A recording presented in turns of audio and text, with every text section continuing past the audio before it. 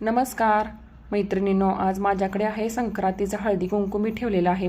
छान अशी सिंपल अशी मी बाहेर रांगोळी काढली आहे। त्यामध्ये तुळस ठेवून सिंपल रांगोळी काढली आहे। कमी वेळ लागतो, नाही तर मोठी रांगोळी काढायला खूप वेळ जातो, त्यामुळे मी सिंपलच काढली। आणि आतमध्ये हॉलमध्ये असे पाना फुलाचं मध्ये समई ठेवून छान डेकोरेशन केलेलं आहे, जेणेकरून छान प्रसन्न वाटेल। आणि इथे बघा अशी मी तयार झालेली आहे। नंतर हळूहळू माझ्या मैत्रिणी आमच्या सोसायटीमध्ये यायला लागले, त्यांना एक एक करून मी हळदी कुंकू देत होते।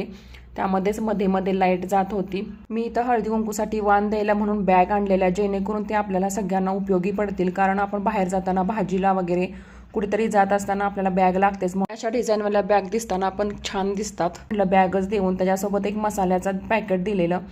हळूहळू माझ्या मैत्रिणी येत होत्या, गप्पा चालू होत्या आणि मी हळदी कुंकूसाठी असं चना चाट बनवलेलं आणि एक जिलेबी देत होती, कारण हेल्दी पण आहे आणि सगळे आवडीनं खातात आणि सगळ्यांना ते भरपूर आवडलं। आणि हळदी कुंकू आहे म्हटलं स्वीट काहीतरी पाहिजे, म्हणून त्यासोबत मी एक जिलेबी दिलेली। लहान मुलांनी आणि माझ्या मैत्रिणींनी खूप आवडीनं छान चाट खाल्ला, सगळ्यांना खूप आवडला आणि झटपट होतो, जास्त मेहनत पण नाही आणि हेल्दी पण आहे। मी मसाल्यामध्ये आधी बनवून ठेवलेलं, नंतर जशा मैत्रिणी येईल तसं मी त्यामध्ये काकडी टोमॅटो वगैरे मिक्स करून देत होते। नंतर ह्या दोघी मैत्रिणी आलेल्या, मस्त आम्ही उखाणा घेतला, मस्त गप्पा मारल्या, खूप वेळ मजा केली।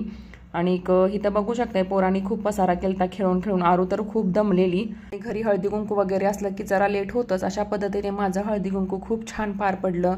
तुम्हाला कसं वाटलं मला कमेंट करून सांगा। भेटूया पुढच्या व्हिडिओमध्ये। Bye bye.